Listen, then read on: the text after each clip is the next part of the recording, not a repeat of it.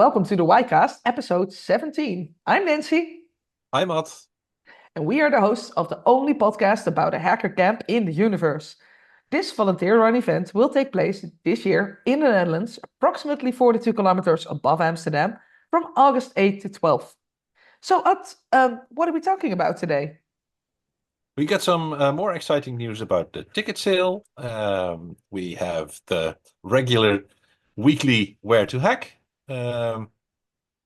We don't actually have a history lesson, but we do have a very cool interview with Alex and Pepijn. Mhm. And vacancy of the week, obviously. And we have a listener question, which might turn into a tiny history lesson light. So we do have a history lesson, but not quite. Yeah. Sort of It's like, it's not a lesson. It's just a look at the past. here we go. Okay, that's always good. And I think Alex also has some cool stories from the past in his interview as well. And Pepijn is a nice, young, new person. He does not want to call himself a hacker yet, maybe. We'll see. But We'll I see after think a it while. was it was great to have him in the show. Um, so the ticket sale. Oh my goodness, we're almost there. Almost Almost halfway. halfway. Yes. And if you still want to join in with the predictions, go back Mm-hmm. to episode 15 on YouTube, and there in the Yeah. comments, leave your guesses to But what are we talking about if people are listening for the first time? if you're listening for the first time. We are currently just past 1,600 tickets at the time of Hmm. this recording. Yes, Which is it on Friday? I mean, I didn't want to spoil it, but this is not exactly it's Friday. not It's live. not live. No, sorry, sorry to burst your bubble. But once we're at 1,750 tickets sold, we're halfway, and you could win this awesome pin. Yes. So it's a Y Yes, pin. It's a Y logo that you can pin on your backpack or anything. Yeah. yeah, It's nice and shiny. yeah. And all And you have to do is go to episode 15 on YouTube, and in the comments there on that video, leave your guess. When will we pass the halfway point? When will ticket 1,750 be sold? it will become easier. Um, Now we are at 1631. I will edit in the video edit. I will put the numbers of coming Friday, but we sell approximately 10 to 15 tickets a day ish. Don't don't help Dun, them dun, too dun, much. dun. Okay, I won't help them too much, but let's see, let's see. Let's see. But Let's see. it's We'll good see. news, and we also uh, already sold a lot of cool merchandise as well. You can find the link to the merchandise in the show notes. It's not that we make a lot of money from it or anything, but it's so cool. It's It's so very it's it's awesome. really cool. Yeah. Yeah, with UV paint and Oh man. a hat that has a towel on the inside. I mean, it's great. It's great. And it's also I did some calculations, and when this episode is going live, it's only you only have 42 days left for the current ticket price, the nerd ticket, Cool. and then the price goes up. So Oh, 42 days left because we so still love numbers, yep, yep, and yep, especially the definitely. number 42 and other nice numbers. We love nice numbers. Yeah. So you could just get your Valentine a ticket for the current price still. Still, yeah. Yeah. Valentine's is soon. Yep. So you can give a geeky Valentine's gift by Hmm. buying them a ticket. Yeah. And at Valentine's, I will be at an event, but Hmm. even sooner, there's another event, FOSDEM. Each week, we will share where you can find why-minded people, where to hack. Yes, so there will be a lot of why-minded people at FOSDEM. It's February 1st and 2nd in Brussels, Belgium. It's the first time I went there is like, I think 20 years ago or something. It's really been a while. And then the second time was a couple of years back. And I'm going back there again. And I think there's like around 15,000 people all focused on open source in the broader sense of the word. So open source hardware, open source software, open content, open anything. And I think it's a very, very cool event with a lot of cool lectures and information markets and any open source tool that you can find almost. You will be able to find someone there who did something for it. So have you ever been there, Alt? I haven't. No. Oh, But they are claiming 1,002 lectures. So yeah, I should at some point. my goodness. Well, it's every year, so you can go next Yeah. year as well. Yeah. But this year we will be there probably with the Y lights. So the big light that Henry brought, so you can find us just by finding the neon lights. And otherwise, you will find us bouncing around and handing out stickers and maybe do some interviews as well. But let's see how that goes. I'm not quite sure how my day will go there. So, but we will be there with some people from Y. Yeah, Very cool. Very cool. absolutely. We will link the information in the show notes, of course. Yep. And speaking of interviews, because we do tend to have interviews at events with people that are involved with Y, with hacker camps, with other events, with cool stuff, or just community in general. And one of those people is Alex. Yeah, it was very cool to meet Alex. Thanks to Netsmer for hooking us up because Alex is one of those people who have been to the very first edition in Paradiso, which was officially not really a camp, but it was the start of it all. Yep. He's been out a couple of years, but and now he's back. I spoke to him in Hamburg at the CCC Congress because he was helping out Nock there. And I think it was just it's a crazy cool dude, and it was a really nice interview. So let's listen to Alex. I am here at CCC Congress with Alex. And Alex has a very long history with Dutch hacker camps.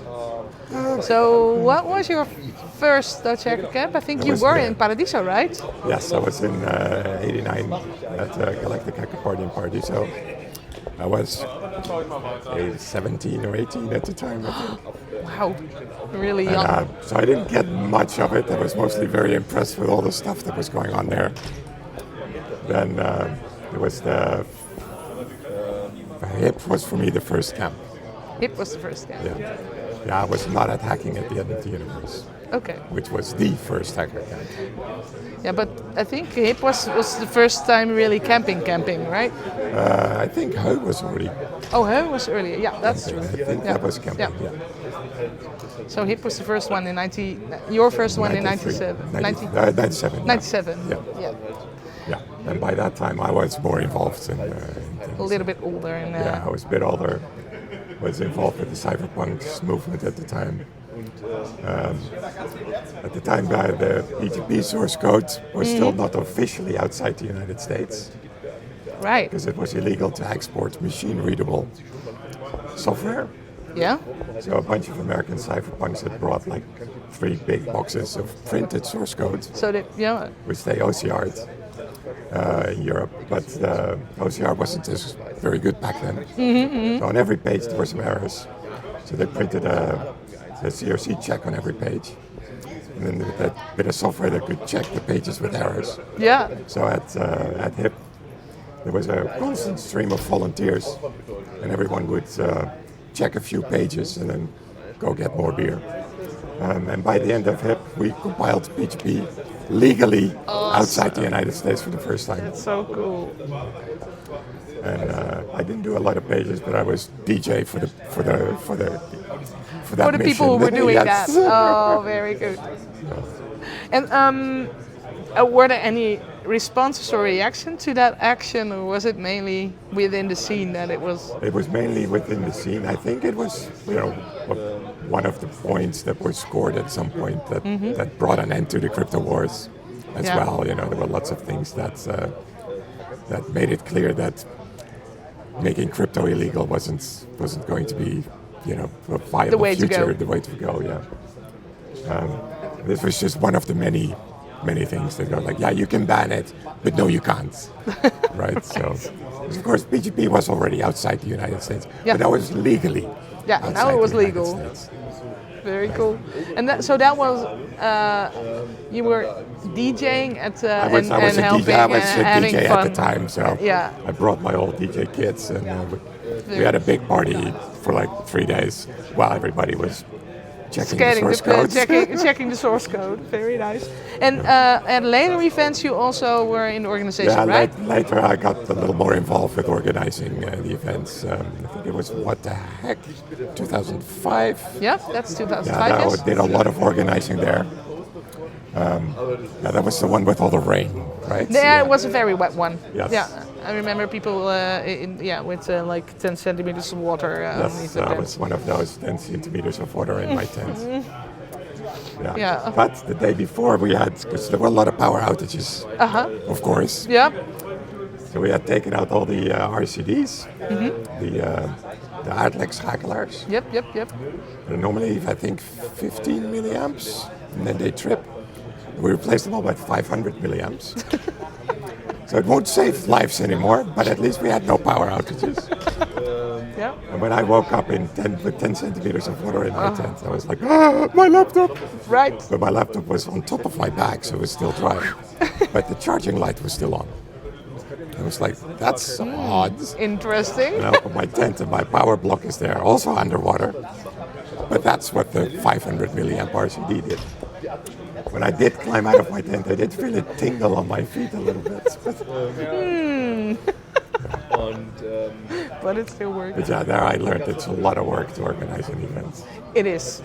Yeah, I know. But also that organizing hacker events is maybe easier than organizing other events. Because on I think it was the night of day 0, so like the next morning would be the official opening. We were all still running around like headless chickens, so many things to do. And I think it was Rob or Eric who passes me in the middle of the field and goes, I can't deal with this anymore. And he hands me a stack of papers. Yeah. Deal with this. I'm like, it's not like I have nothing to do, but Okay. Yeah. this was the configuration of the chairs in the main tent.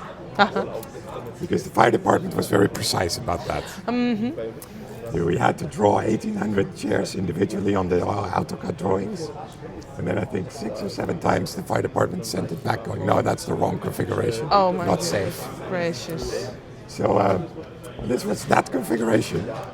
And the chairs were in containers on the other side of the field, and they still had to be put up in the tent like that because the fire department would come and check in the morning. And I'm like, and then 3 Germans from the CCC who had just arrived come walking up to me going, hi, can we help? And I'm like, yes you can. This is the map. Those are the chairs. That's the tent. Okay. And I'd run off and do other things. And then 2 a.m. in the middle of the night, I walk over that field again. And I'm like, oh, those chairs. I better check to see what's going on. And I look inside that tent, big circus tent. Those 3 Germans are standing there with those papers. 20 other people are working. And they're directing people where to put everything. And I think it's only hacker events where Shit like something this like that happens. happens. Yeah, I've seen cleaning up tents as well in a split second, or at least a couple of seconds, because everybody's like there to fix shit. Just meet some random guys and go, here, fix this thing. It has to be exact. Next morning, everything was perfect. Yeah, oh, that's very nice. Yeah.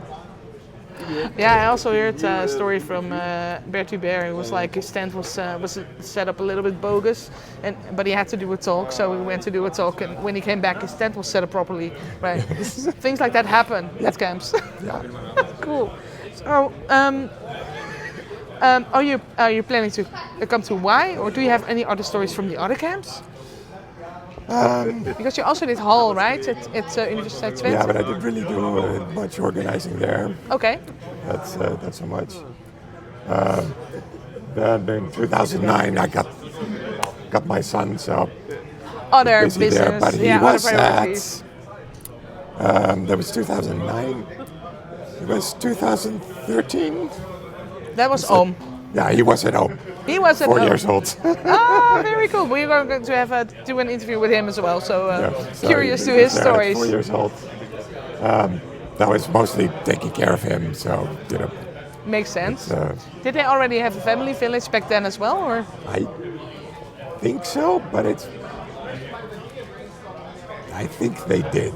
Yeah. But not really. No, I think they have it. did, and I think he was there a little bit, but I was not in the family village. Okay. But Yeah. yeah. And did you tag him along each and every time since, or? No, I didn't. I didn't tag him along each and every time. I didn't go to the. There were a bunch of reasons why I didn't go to the camps after that. Okay.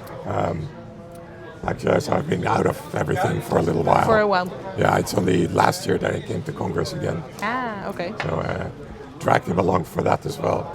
And actually this year it was he was like, I'd like to go again. Can we go again? So internally motivated. Yeah. That's a good thing. And you are also planning to go to Why Yes. with him? Yes. Very cool. Yes. And any particular things that you think like, oh, I would love to see this or that, or it's a bit of a hard There's question, always maybe. so much interesting stuff going on. So True. That makes I sense. like the whole experience. And I'm mostly interested in sort of finding what he finds interesting. Yeah. Because how old is he He's now? 15 now. He's 15, yeah, so that's a very interesting age as well. Interesting age. It's a little young for some of the things. He's not as much as a techie as his dad is. But he also likes the vibe, and I think from there he'll find his own way. I think so. Very cool. Is there anything, any memory, any cool addition or anything you want to share with our listeners on why they should go to Why, or what stands out for you, or why did you came back? So, what I always really like about this world is that like if you look at the talks on the events, it's from art to very technical to slightly technical to here's a workshop building a thing or doing something. It's politics, it's history, there's something for everybody, and if you're like me and you're interested in most things, there's so many things that are interesting to see. And it attracts people like that, so you meet lots of interesting people. Your kind. Yeah. And no, but not particularly my kind, but No, lots not of your kind, but interesting people. Interesting people, yeah. Everybody has a story. Everybody's here for a reason. Everybody has a story. Everybody is good at something, even though sometimes they don't know it themselves yet. And so mostly these days, I haven't seen a single talk today. I was just talking to people mostly. But at the same time, there are also do-it-yourself events. So you're not there as a consumer. Nope. You're there as a participant in the event. Yeah. And that makes, I think, the experience very different from, especially in the Netherlands, going to like a regular festival or something else. You're cattle. You're there to consume, leave your money and fuck off. And here that is very different. Like you are creating it together. You are part of the event in every possible way. And I think that's what makes these events so great. Absolutely. Very cool. Thank you so much. Anytime. Alex also said to me, okay, you can interview me, I'm fine with that, but you have to interview Pepijn. Otherwise, I won't feed him. This is not a joke. This is actually what he said. Pepijn is Alex. Yeah, I know. Pepijn is Alex's son, but he will tell you more about it afterwards. And I think it's very interesting because lately I'm very curious about what will hacker camps and hacker event look like in 25 years from now, right? So it was cool to talk with a very young person, in my opinion, about, okay, so what do you think young people would like to see at hacker events? So I had a lovely interview with Pepijn, so let's listen to it. So we're here today at CCC Congress in Hamburg. Can you introduce yourself? My name is Pepijn. I'm 15 years old and my dad's from the NOC, so I'm just here helping and just being here. Yeah, volunteering, helping out with stuff. Yeah, exactly. Yeah. So you're a 15-year-old hacker. Do you think you're a hacker? No, Oh, no. I don't understand anything, Okay. but I'm just happy to be here. You're happy to be here. Yeah. So what makes it cool to be at an event like this, a hacker event or Well, a congress? it amazes me how difficult things can be, but for the people here it's not difficult. But for me to understand, I don't get any. I don't get any of it. But I mean, I'm just trying to learn what's happening and to understand.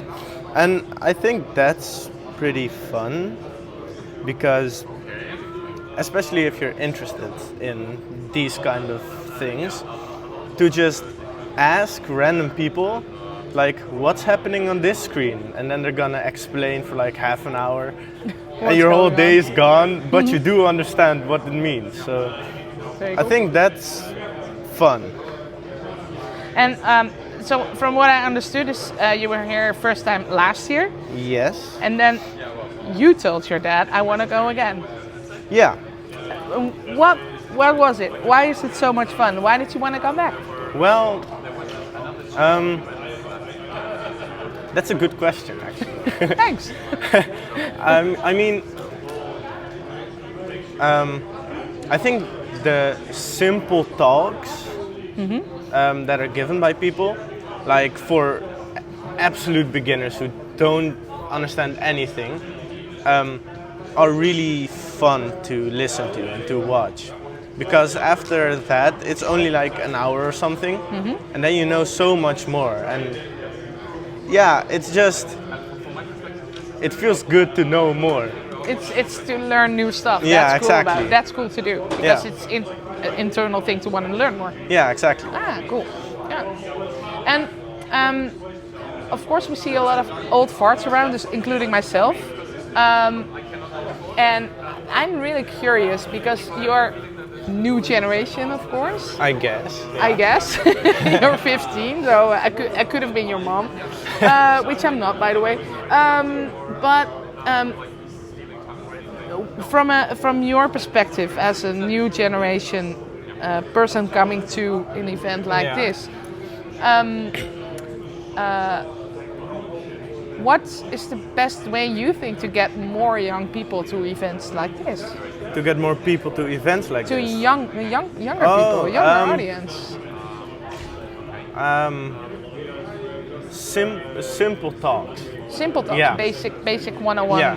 starter Because talks. last year I didn't really go to talks because I thought everything was too difficult to understand. Yeah. So I did not go to much talks, like 3 or 4 talks.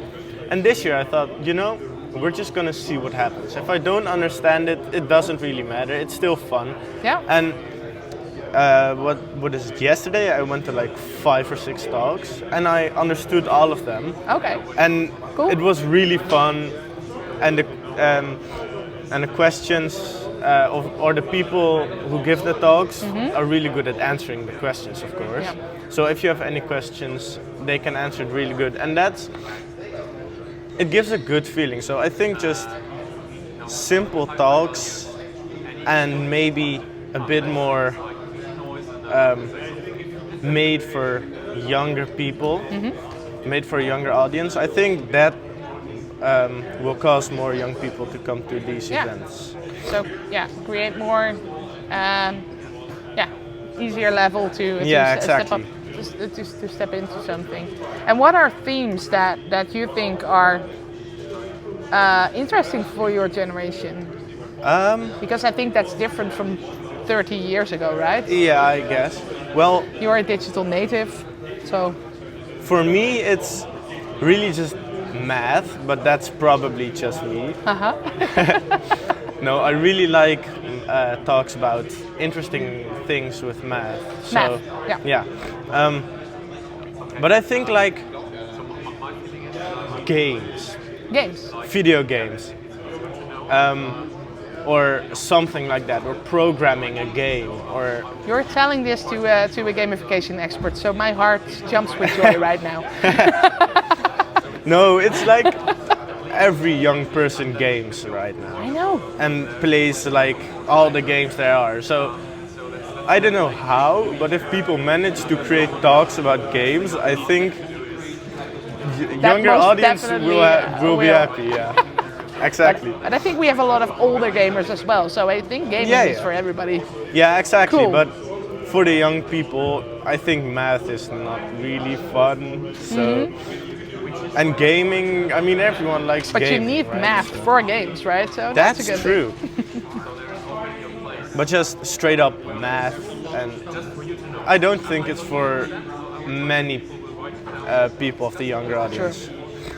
I think that's the case. But games, everybody loves games. So, Yeah, exactly. Let's do more of that. Yeah.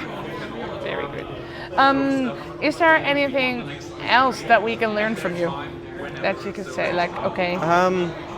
Well, if you're not sure, if you want to attend to these conferences, just go to one and see what happens. Yeah. Because maybe you'll think it's not really my thing. But I think a lot of people who come here for the first time really enjoy everything that happens. So just try it out. Just try it out. Yeah. Just go for it. Yeah. Do it. Or maybe even a smaller conference. It can still be fun. Absolutely. Okay. Anything else you want to add or say? Or Not particularly, no. that's okay. Thank you so much for this interview. Yes, and no problem. I will let you know when it's online. Thanks. Great. So I guess we know what to do now to attract younger people, because he still says he's not a hacker. I don't believe him, but that's okay. Maybe he just hasn't figured it out yet. No, but it was very cool to talk to a young spirit okay, what should we do next? Yeah. So I think it's good to have a few of the vacancy of the week.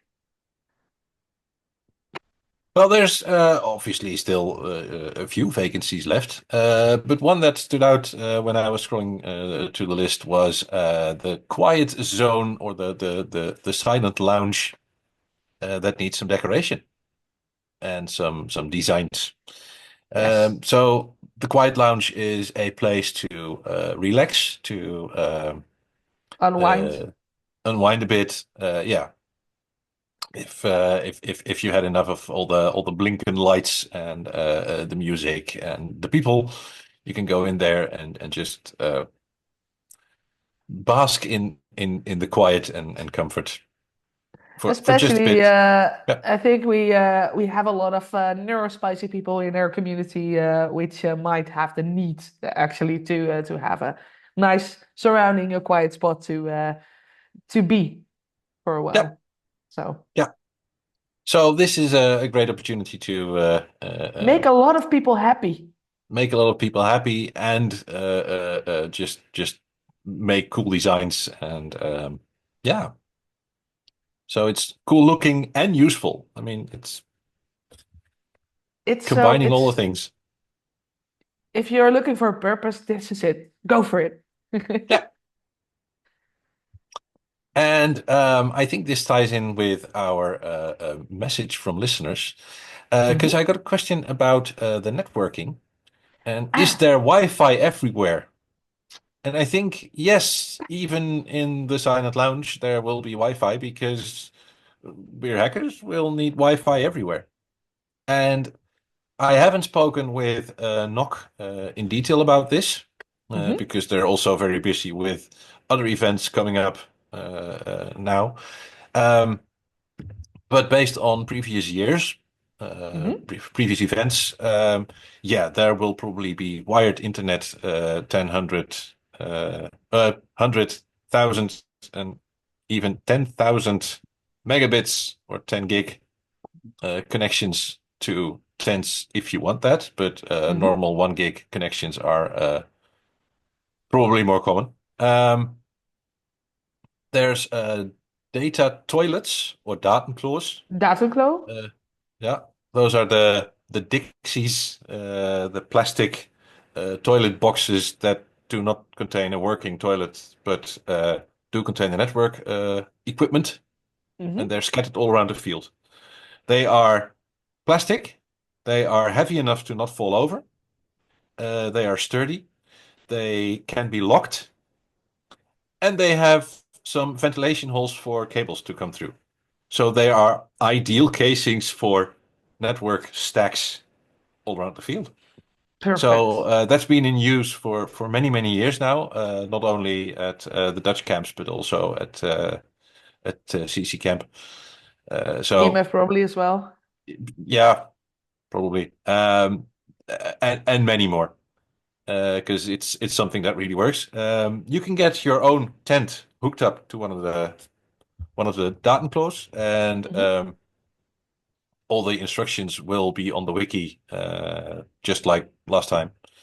And there's also wireless. There is encrypted wireless with the username and password, and the username and password doesn't really matter unless you choose very specific username and password that gets you into a certain VLAN, which gives you a certain firewall rule.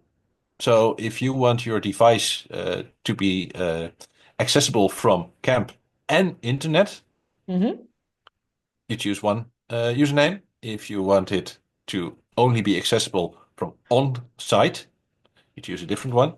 And if you want a bit more firewall, you say, no, I want to be unreachable, only outbound traffic. You can do that as well. If you want to connect your own village with switches, there's some things like turn off spanning tree. But yeah, go for it. Don't ruin the Wi-Fi by spinning up a gazillion access points, because that's annoying. That was fun the first 3 times, and then it gets old really, really quickly. Yeah. But if you need to experiment inside your own village, just turn the transmit power down a lot and use the channels given on the wiki. It's not yet on the wiki. I took a look at the MCH wiki that had a cool guide on how to do this, how to access, and also how to act on the network. And I'm sure this will be on the wiki for this event as well. Absolutely. Just not yet. And I hope to get some people from NOC on here. Well, in a couple of months, probably. Yeah, probably. This will be the last episode that I will record from south of Europe. I did want to do a shout out to. I've got some Hackerspace Valencia stickers now, so I will share it with anyone who also wants a sticker. And also, Stickers. I think it was really lovely that with the laser cutter and engraver, they created. Ignacio created some very lovely business cards. I have wooden ones, I have metal ones, and a plastic one, and these even have RFID that lead directly to my LinkedIn page. So I thought it was so cool that he just gave them to me. I'm showing them on camera now, but I will share some pictures in the edit as well, probably. But thanks again. And it's another great reminder for everybody who is traveling anywhere. It's really worthwhile to visit your local hackerspace, the local hackerspace of where you are traveling, because you will meet lovely, nice people. And we had some almuerza. Is it called? It's brunch. We were invited for that last Saturday, so that was great fun. We met a lot of nice, very lovely people. talented people as well who were working on cool projects. So yeah, it's give some extra spice to your holiday. This is not a travel podcast. Not yet. Not yet, but Not yet. I really wanted to share this because it was it really made my day. So thanks again to Ignacio, and if you ever are in Valencia listening to this podcast, go to Hackerspace because it's really cool. So Cool. with that, I guess we're at the end of this episode. I guess so. If you have any questions, if you have feedback, you can put them down in the comments on YouTube or send us an email at whycast@why2025.org. All the links we mentioned are in the show notes below. And with that, we'll see and hear you next week on Friday. WHYday.